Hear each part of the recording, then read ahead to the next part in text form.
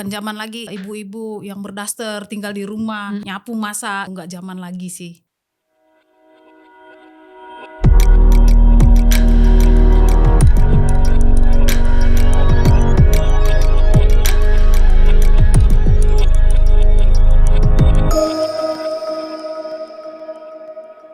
Halo sahabat Bangun Indonesia, saya Andrea Henriette dan di episode Bangun Indonesia kali ini saya tidak sendiri. Saya bersama Pak Frans dan satu narasumber lagi yang lumayan berpengalaman juga di bidang agent property, Ibu Nur ya. Di sini ada banyak hal yang bisa kita kupas, banyak hal menarik juga yang bisa kita bahas, yang bisa jadi bahan teman-teman untuk disimak. Nah, Ibu Nur sudah berapa lama berkecimpung di dunia properti ini? Kurang lebih 4 tahun. 4 tahun Iya, ya. 4 tahun. Ada pekerjaan lain Saya fokus di ini aja, di properti ya. di properti Iya. aja. Nah, Ibu ini kan berarti juga ibu rumah tangga. Ya benar. Nah, seperti biasa saya sering banget itu menanyakan pendapat kepada biasanya sama Pak Frans ya. Tapi karena ini ada narasumber dan kebetulan ibu rumah tangga juga, Ibu Pak. rumah tangga, betul. Jadi baru-baru ini ada berita yang viral di sosial media bahwa ada anak usia 10 tahun di NTT Yang memilih itu tuh. untuk mengakhiri hidupnya karena Iya. tidak dibelikan pulpen dan buku tulis. Buku tulis. Dan akhirnya banyak yang mengeluarkan statement bahwa mempunyai anak dalam kondisi finansial yang tidak stabil atau bisa dibilang dalam kasarnya dalam kondisi miskin itu adalah kejahatan dan kriminal. Ibu setuju nggak? Setuju banget ya. Setuju banget. Iya.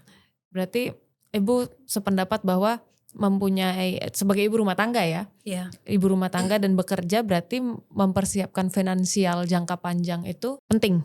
Oh, penting banget. Menurut Penting. saya sih penting banget. Jadi ini kan ada dua kubu. Kubu pertama itu menyalahkan orang tua yang tidak siap secara finansial karena berdasarkan beritanya untuk pulpen dan buku tulis itu hanya butuh Rp10.000 dan orang tuanya juga tetap tidak sanggup. Sementara kubu kedua itu menyalahkan pemerintah yang tidak menyiapkan lapangan pekerjaan yang memadai. Ibu berada di kubu mana? Kalau saya sih dua-duanya ya. Pertama kan pemerintah juga emang harus ikut andil. Iya. Nah di samping itu orang tua juga harus memang inisiatif gitu. Iya. Nah pertama inisiatif orang tua yang memang harus bekerja gitu. Baik suami atau istri ya harus gitu. Dan memang sudah zaman ya istri juga harus bantu suami ya. Iya. Gitu. Menurut saya sih udah zamannya gitu. Iya. Bukan zaman lagi ibu-ibu yang berdaster tinggal di rumah, nyapu masak gitu. Nggak zaman lagi sih. Nah, apakah Gitu. itu salah satu alasan ibu memutuskan untuk oke lah saya mau kerja? Salah satunya. Salah satunya. Kenapa Iya. properti, Bu? Menurut saya sih di properti ini kan memang ada tantangan juga sih ya. Iya. Nggak serta-merta emang enak langsung begitu closing, begitu masuk langsung closing gitu Iya, kan. iya. Pasti ada tantangan gitu. Dan menurut saya tantangan ini bukan jadi kendala buat saya gitu. Oke. Semua memang butuh proses. Tapi ketika kita udah dapat komisi gitu ya, itu yang tadinya ada kendala gitu itu buyar semuanya. Seperti padang kering ya, yang selama setahun itu diguyur hujan sehari langsung basah ya, langsung Iya, lembab betul. lagi ya. Tapi Betul, saya Pak juga Frans. pengen dengar ceritanya nih Andrea dari Bu Nur ini kan sebelumnya kan mungkin belum sebelum properti mungkin pernah yang lain ya kan. Nah mungkin boleh diceritain juga nih pengalamannya, apakah memang juga marketing juga sebelum jadi agent properti atau ada pekerjaan-pekerjaan lain? Karena kan tadi kan kita bahas tentang ibu rumah tangga ini seyogyanya sebenarnya perlu kerja gak sih ya kan? Iya. Tapi itu kan memang subjektif ya, setiap orang mungkin punya keputusannya masing-masing berbeda antar rumah yang satu dengan rumah yang lain gitu. Nah kalau Bu Nur dengan pengalamannya sendiri seperti apa sih sebelum terjun di properti ini? Pernah pekerjaan apa sebelumnya? Boleh diceritain gak? Dulu memang ya Pak Frans ya, sebelum kita ke Jakarta ya, kita emang tinggal di Medan. Nah di situ saya itu memang udah jadi tukang jahit gitu ya. Oh, Oke. menjahit. Iya menjahit, jadi saya punya keterampilan menjahit gitu. Nah karena ada sesuatu kata dokter saya itu nggak boleh kerja yang berlebihan gitu Oke, kan. Nah nggak terus boleh saya itu forsir ya? memutuskan untuk meninggalkan itu pekerjaan saya yang jadi menjahit gitu. Nah terus saya sampai di Jakarta ya. Di situ saya tuh vakum nggak kerja sama sekali karena memang dari keluarga baik suami juga nggak boleh kerja katanya gitu. Nah tapi seiring waktu saya tuh merasa ya hidup terus berjalan gitu Iya. kan. Nah terus juga saya rasa itu saya bukan merendahkan penghasilan suami gitu kan. Nah tapi saya sebagai ibu rumah tangga itu menurut saya itu masih kurang. Ya karena kan Gitu. seiring berjalannya waktu kan Kebutuhan perkembangan, Iya, kebutuhan bertambah. tantangan gitu. hidup. Iya, Jadi iya. mau bantu suami lah supaya ekstra income-nya terpenuhi. Iya, karena kalau Iya. mungkin dibandingkan sama zaman dulu mungkin istri nggak kerja ya kebutuhannya cuma makan atau sekolah atau apa. Kalau sekarang kan ada makan, ada sekolah, ada internet, Iya. ada paketan, ya Tapi kan? memang sebenarnya di luar itu ya kalau menurut saya jadi gini, anggaplah suaminya juga cukup mampu gitu ya. Dengan istri bekerja apabila memang kondisinya cukup seimbang, itu membantu istri juga nggak apa ya, mungkin prepare lah sesuatu yang kita nggak tahu di depan ada apa. Kalau istri sudah terbiasa juga produktif di luar, jadi ada hal positif yang bisa dibangun gitu loh. Iya. Karena kan bukan bekerja itu ya kalau menurut saya bukan hanya sekedar penghasilan. Meskipun kalau nggak ada penghasilan juga susah juga gitu ya. Iya, Iya. benar. Jadi ekstra penghasilan dan juga mungkin hal-hal yang positif di luar penghasilan itu penting tuh buat ibu rumah tangga menurut saya. Nah coba lanjutin ceritanya Bu Nur. Singkat cerita nih ya, saya itu vakum ada sekitar 5 tahun gitu ya. Dan saya tuh merasa, saya ini jadi apa ya gitu. Ini bukan diri saya sendiri loh. Yang tadinya saya itu memang orang pekerja gitu ya kan. Bukan tipe wanita yang memang tinggal terima duit suami gitu. Nah terakhir saya tuh minta ke suami, udah saya mau lanjut lagi untuk ngejahit lagi. Saya mau sekolah desainer gitu ya. Oke. Nah ternyata dari suami saya itu, lah kita dulu pergi ke sini juga tujuannya kan bukan mau jahit, kata kayak gitu. Nah terus gimana dong? Ya udah kamu di rumah aja istirahat, kata kayak gitu. Kata dokter kamu kan nggak boleh capek, harus istirahat total, kata gitu. Nah tapi ada nih temen saya ya, ngajakin saya ikut di salah satu multi level, termasuk multi level lah ya itu asuransi gitu. Nah di situ saya tuh masih mikir gitu, ada sekitar 5 bulan gitu ya, saya tuh nggak nanggepin gitu dan nggak mau memang, saya rasa dari suami saya aja nggak ada yang mendukung gitu. Nah terus tapi temen saya ini datang terus nih, datang terus Gigi nanyain ya? saya gigi gitu. Bu Nur ayolah katanya kayak gitu. Iya, Ini iya. kamu coba dulu kata itu.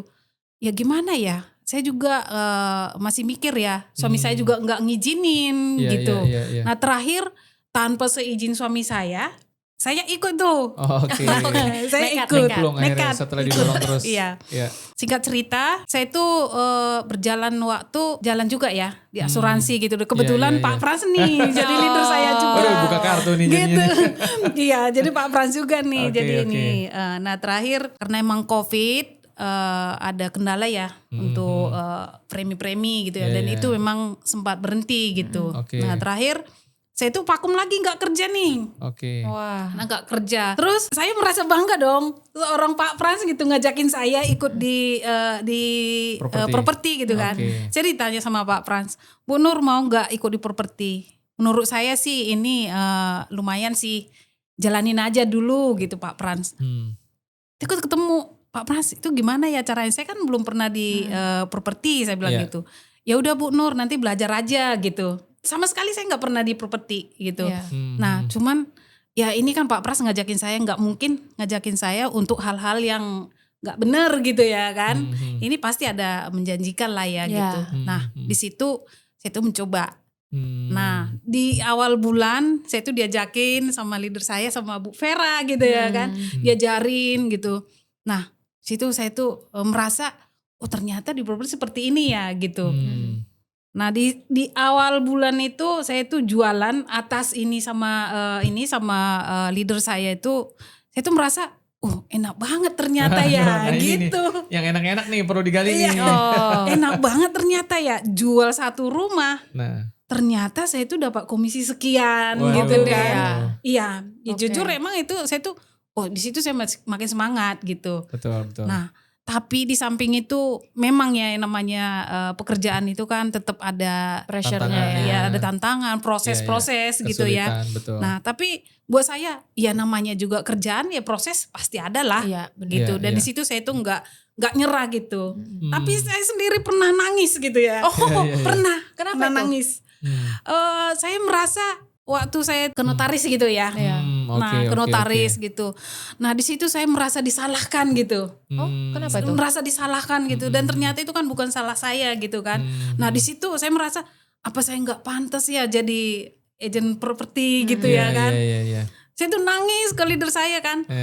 Bu, saya begini, saya disalahkan seperti ini. Dan itu saya merasa cengeng ya di situ ya. Saya pasti merasa cengeng gitu. Nah, tapi leader saya bilang begini, Bu, emang seperti itu. Dan ini belum apa-apa, katanya kayak gitu. Waduh, malah ini ya. Ditakut-takutin. Tambah takut ya. Ini belum apa-apa Bu Nur, yang penting Bu Nur tetap semangat, kata itu, jalanin aja dulu, kata kayak gitu. Nah, kalau emang Bu Nur ini istirahat dulu, katanya kayak gitu. Istirahat dulu, katanya. Saya mikir, lah seperti ini saya mau istirahat, mau gimana ya? Tapi udah inget nih komisi yang di awal Komisi yang kan. gede itu ya. Kalau saya istirahat gimana ya? Mau dapat komisi gitu. Iya. Terus saya datengin, Bu, emang saya yang cengeng, saya bilang kayak gitu.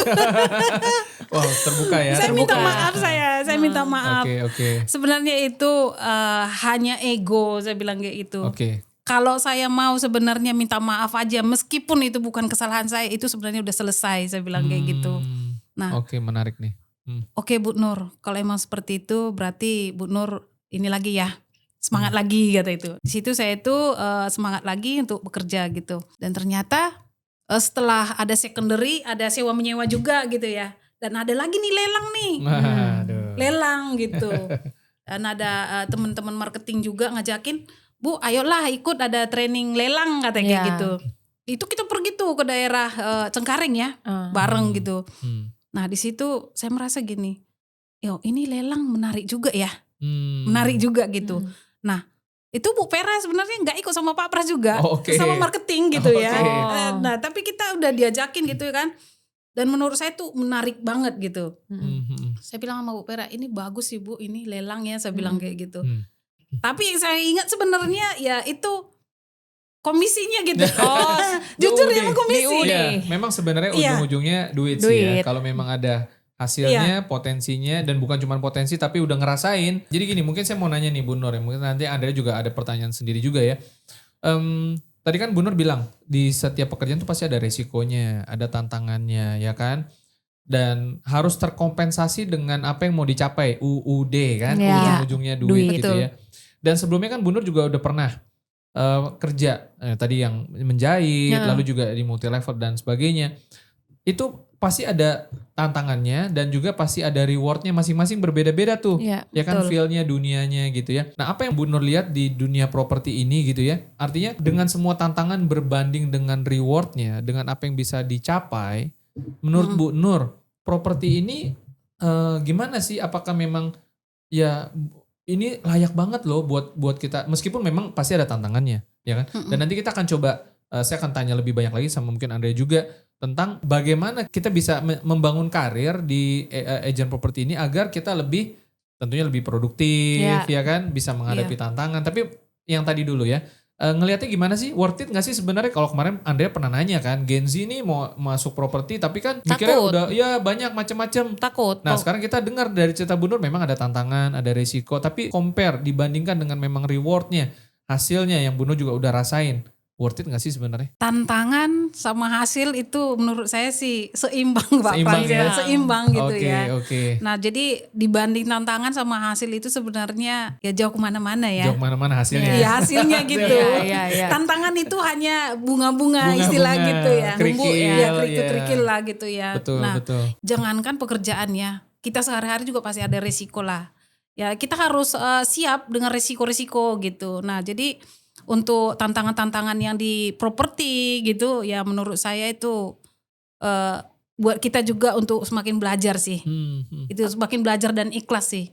Tapi kan ini kalau Pak Frans tadi bukan mungkin pertanyaan untuk orang yang sudah lama di properti. Nah kalau saya ini pertanyaan untuk kaum saya Gen Z. Nah sebelumnya saya sudah pernah bahas sama Pak Frans bahwa marketing dan properti itu dua hal yang sangat menyeramkan untuk Gen Z. Paling sering saya dengar yang pertama, properti ini modalnya gede. Kedua, memasarkannya susah karena harganya tinggi. Emang sesulit itu ya Bu? Di compare sama yang dulu ya kan. Dulu kita mau jualan itu aja barang lama ya kan. Maksudnya ini memang kita mesti jawab sih. Nanti Bu Nur mungkin bisa ceritain harga tinggi.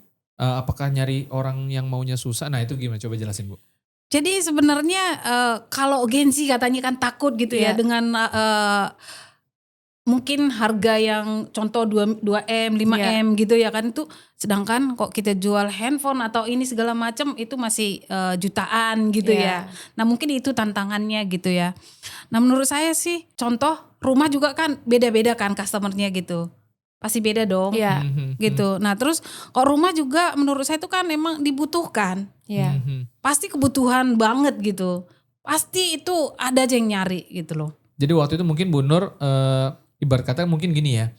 Kita juga nggak tahu dari mana si customer itu datang. Iya. Ibarat kata kan kita pasti kan kalau jualan dagang namanya kan Iya. pasti cari orang dong, cari Iya. prospek, cari pelanggan. Mungkin bisa diceritain gini Bu Nur. Apa yang Bu Nur rasakan ketika waktu itu closing pertama, ya kan? Kan nggak kenal sama orang itu dong. Iya. Sama si calon pelanggan lah, customer ya Iya. kan. Kalau ingat-ingat dulu mungkin waktu di multi level gitu ya. Iya. Kita presentasi dan lain sebagainya. Karena saya pernah cerita juga sama Andrea, feel-nya seperti apa. Tapi ini menarik kalau kita dengerin dari feel-nya Bu Nur, POV-nya nih, ya kan ketika pertama kali ketemu sama si pelanggan dan akhirnya closing, ada nggak sih perbedaan yang apakah merasa kok kayaknya cukup mudah ya misalkan, atau mungkin lebih ada tantangannya? Ya kan tadi kan Gen Z gitu ya, anak-anak muda yang saya bisa nggak ya closing? Karena kan dia belum melakukan, berpikirnya kan takut Iya. dulu nih. Nah, Bu Iya. Nur gimana waktu itu? Feel-nya seperti apa waktu ketemu pelanggan pertama kali? Dan kemudian setelah melewati proses closing, ya kan, dapat komisi tentunya. Iya. Gimana yang dirasakan? Saya merasa ternyata dengan jual 3M segini gampang ya. Oh gampang ternyata. Padahal 3M ya? 3M Tapi gitu. berasanya kayak gampang gitu ya? Iya. Oke. Karena ini jadi perbandingan Pak Pranse. Oke. Waktu kita di multi level dulu ya itu kan cuma 350.000 gitu ya. Nah dan ini MM-an gitu. MM-an, iya, betul. MM-an gitu. Nah tapi saya merasa peminatnya itu lebih jauh banyak gitu Pak Prans. Oke. Itu yang saya rasa lebih gampang gitu ya. Karena yang minat contoh satu unit gitu ya. Ada itu minat 5 orang gitu. Iya. Nah di situ yang gampang gitu Pak Prans. Iya, betul.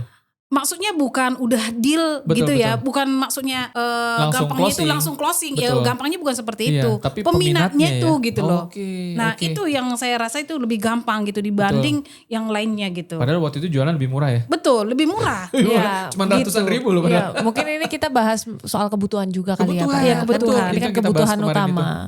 Nah, Betul. tapi kan kalau untuk kaum-kaum Gen Z itu kan ada apa ya, mereka itu tipikal-tipikal kaum-kaum ya, mostly saya nggak bilang semua ya. Heeh. Yang beli gorengannya patungan. Digoreng patungan, oke. Beli jajan PT-PT kita istilahnya. Oke. Mereka itu punya gambaran yang menyeramkan. Harga MM-an mau ditawarin ke siapa? Mau dipasarin kemana?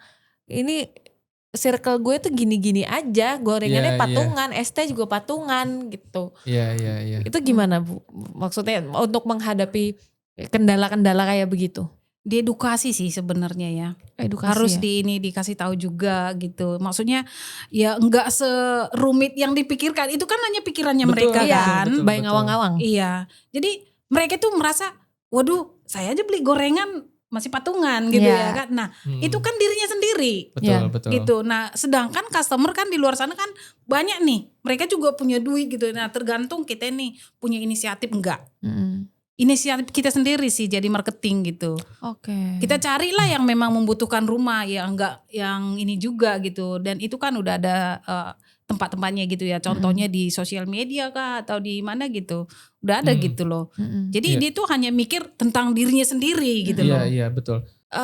Berarti kan selama perjalanan di dunia marketing ini, terutama marketing properti, banyak hal baru dong yang Ibu pelajarin. Nah, kunci utamanya Bu, tips utamanya kalau mau terjun di dunia properti yang menurut Ibu paling penting itu apa? Yang paling penting sih konsisten ya. Konsisten. Ya konsisten, terus juga ya jangan sampai bosan untuk belajar gitu. Dan itu saya lakukan gitu. Meskipun kadang-kadang kita itu ada problem rumah tangga atau keluarga Iya. gitu ya kan. Itu kan kita nggak boleh sangkut pautkan gitu. Yang saya dengar dari Bu Nur kan Bu Nur ini hanya fokus di bidang properti aja Iya. saat ini kan. Ibu rumah tangga dan bidang properti. Berarti kan fokusnya untuk di dunia karir nggak terpecah tuh. Di situ terus, di situ aja kan berarti. Fokus berarti Fokus, maksudnya. fokus. Iya. Karena kan beberapa kali saya ngobrol sama Pak Frans itu ada perbedaannya. Orang yang marketing itu cuma untuk sambilan, Oh iya sama benar. marketing yang memang Sampingan. difokuskan. Difokusin. Memang fokus. Nah, kali ini kan kita berhadapan dengan fokus orang ya. yang fokus. Betul. Nah dan berdasarkan ceritanya tadi sudah merasakan hasilnya. Iya. Nah berarti kan Ini baru terima komisi juga. Oke. Pantas wajahnya berbinar-binar ya. Berbinar-binar semangat banget nyeritainnya ya. Nah berarti kan selain konsisten kita butuh fokus juga. Iya, konsisten fokus ya, wajib Nah tuh. saya penasaran nih Bu. Seandainya anggaplah saya ini marketing baru terjun ya. Iya. Saya baru masuk. Tapi basically saya punya pekerjaan A. Dan Iya. marketing itu saya jadikan sambilan. Nah pasti kan hasilnya juga berbeda dong Beda sama yang pasti. fokus. Nah kalau misalnya saya maunya marketing ini saya jadiin sambilan aja deh.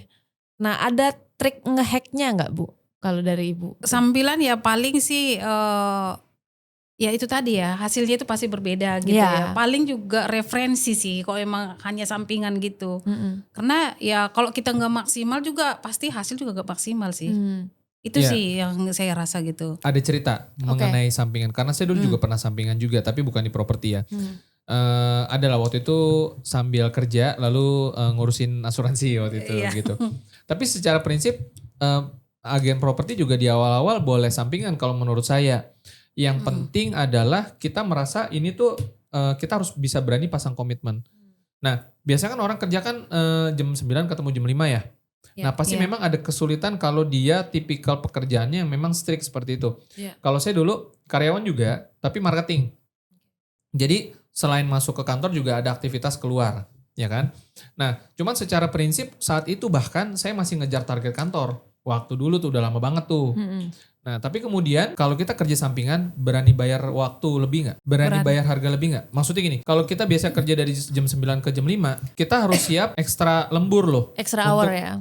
Untuk ngerjain pekerjaan tambahan kita di properti misalkan. Nah, ini yang menurut saya kebanyakan orang mungkin belum tentu berani bayar harga.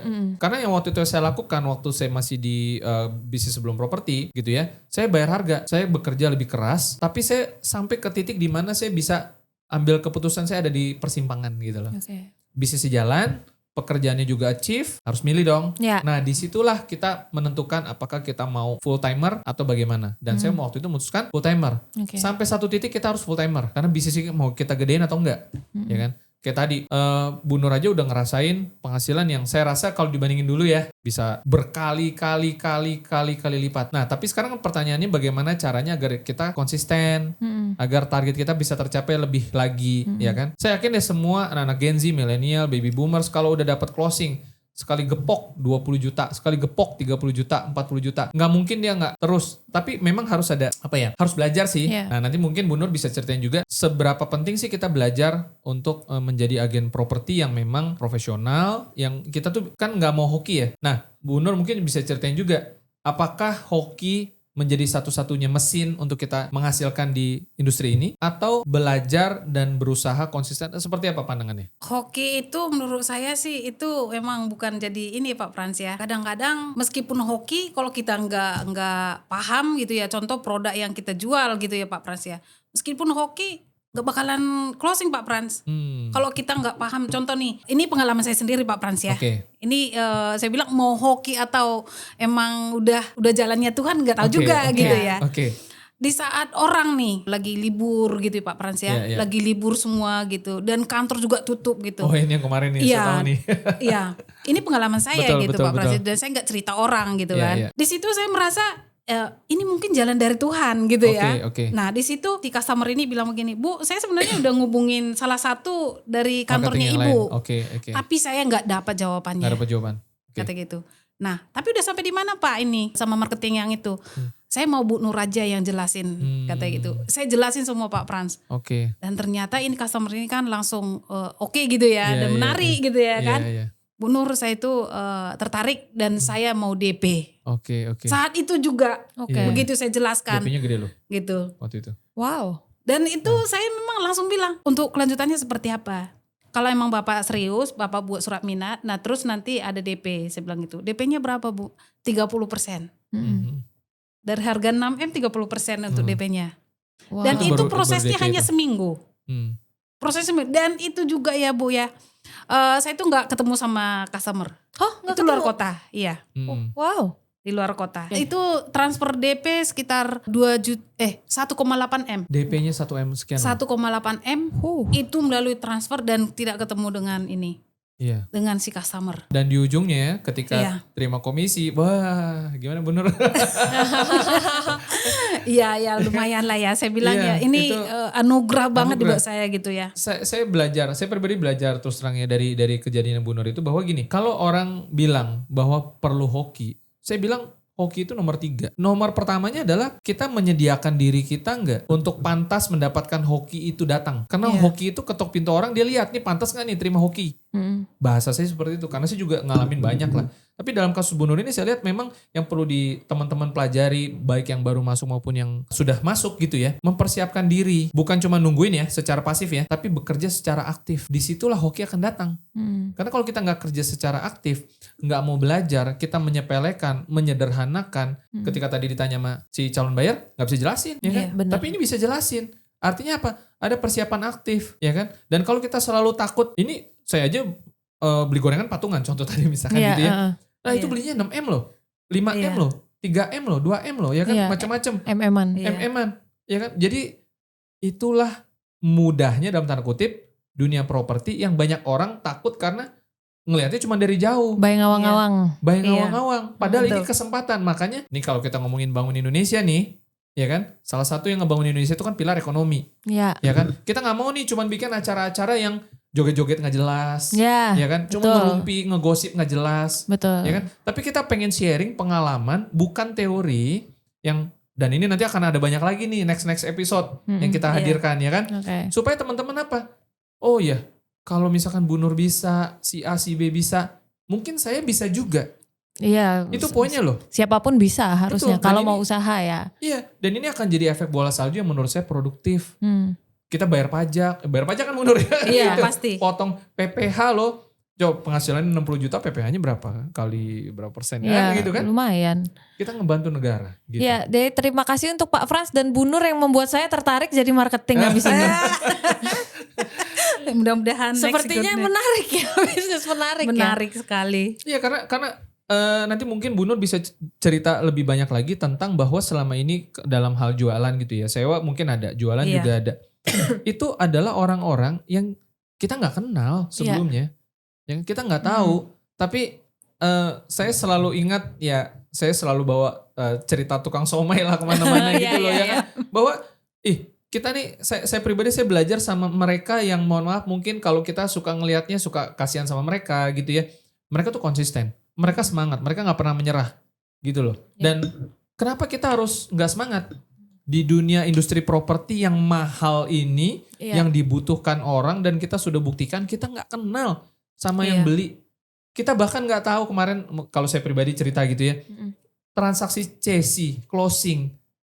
Saya cuman cerita apa adanya, ya kan? Mungkin ceritanya juga meyakinkan, mungkin gitu ya. Tapi kan pada prinsipnya kita, kalau saya pribadi, saya jualan, kita nothing tulus, kita do the best. Kita nih loh, kita kasih tahu, kita as profesional, ya kan? Saya nggak menjual, dia yang membeli. Dan ini bukan masalah saya, ini masalah industri ini seseksi itu gitu loh. Siapapun yang lakukan hal yang sama akan dapatkan hal yang sama juga. Menarik ya. Saya tertarik jujur aja. Ya, mungkin kalau sahabat Bangun Indonesia ada yang tertarik bisa loh ngobrol-ngobrol sama kita di sini seperti saya. Untuk saya ngobrol langsung sama orangnya. Tapi ini ada satu hal lagi yang bikin saya bertanya-tanya, bahwa kan memasarkan properti ini kan kebutuhan utama ya. Rumah itu kan kebutuhan utama, baik itu untuk bisnis, untuk tempat tinggal, untuk investasi. Nah, kalau dari pengalaman Ibu sebagai marketing properti ya, dalam memasarkan atau dalam berjualan, kendala paling sulit.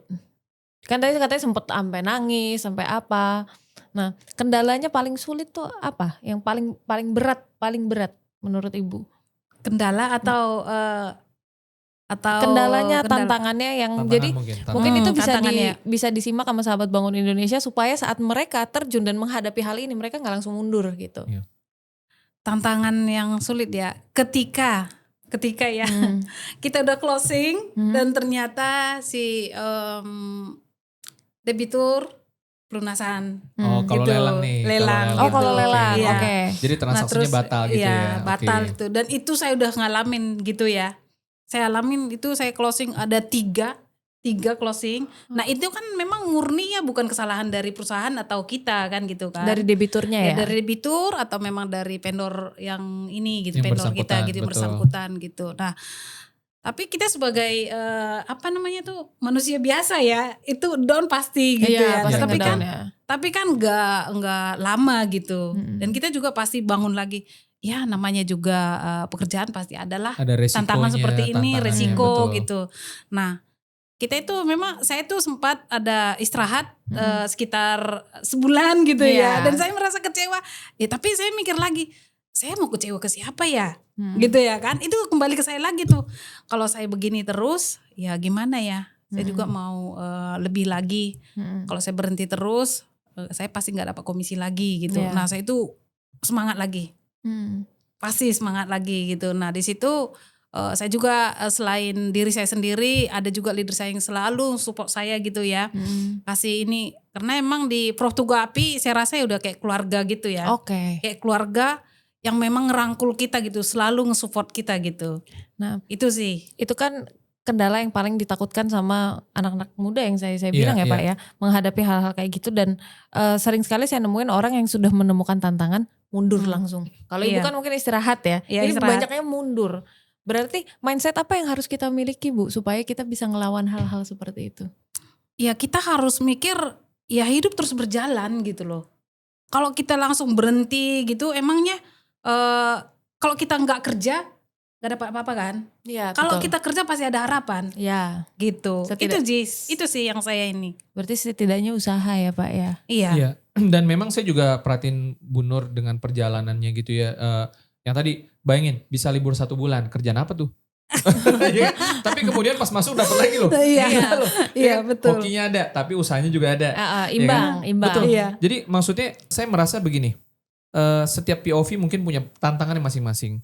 Ada yang tadi udah transaksi DP gagal ya, dan itu Iya. bukan cuma di lelang, di dunia secondary property ada yang udah DP nih, udah Iya. ngerasain, nanti kita plesir yuk, nanti kita makan yuk segala macam, gagal transaksi, itu kan sakit. Iya, Tapi mau sampai kapan kita sakit? iya. Iya. Karena ketika kita berhenti mengerjakan, kita sudah pasti tidak dapat apa-apa. Iya. Tetapi ketika kita melanjutkan usaha kita, belum tentu kita dapat, tetapi harapannya ada. Betul. Oke. Antara harapan dengan sudah pasti tidak dapat apa-apa, mana yang lebih baik? Harapan. Harapan dong. Harapan. Iya. Dan Bu Nur udah buktikan terus-menerus. Iya. Betul. Ini kemarin dapat komisi. Iya. Coba. Iya. Ya kan? Ini makanya semoga ini bisa jadi panggilan buat teman-teman gitu loh, bahwa menjadi agent properti itu bukan bisnis sampingan. Betul. Itu suatu profesi yang kalau kita tekunin 100 juta setahun, 200 juta setahun, sampai 500 juta setahun, sesuatu yang sangat mungkin terjadi. Oke, nah sahabat Bangun Indonesia, tadi kita sudah banyak ngobrol sama Pak Frans dan Bu Nur. Jadi untuk teman-teman semuanya, mungkin juga terutama yang sudah berkeluarga ya. Yeah. Kita kan tadi sudah di awal kita sempat bahas ada case seperti itu. Mungkin untuk prepare jangka panjangnya, ada yang mau terjun ke dunia marketing properti, itu kan lumayan menjanjikan dan tidak menyita waktu ya. Betul. Tidak terlalu menyita waktu. Terus kesadaran investasi, menabung dan mempersiapkan jangka panjang, karena persiapan jangka panjang rumah itu termasuk ya Bu ya, Betul. termasuk tempat tinggal yang layak dan lain-lain Betul. sebagainya. Itu mungkin bisa jadi bahan pertimbangan untuk teman-teman yang sudah menonton episode kali ini. Nah, terima kasih sudah nonton. Jangan lupa nyalain loncengnya, jangan lupa subscribe, dan jangan sampai ketinggalan episode Bangun Indonesia yang selanjutnya, karena masih banyak lagi hal-hal menarik yang bisa kita bahas dan kita kupas di sini. Saya Andrea Henriette pamit, terima kasih sudah nonton. Bu Nur juga Pak Frans pamit, terima kasih. Bye.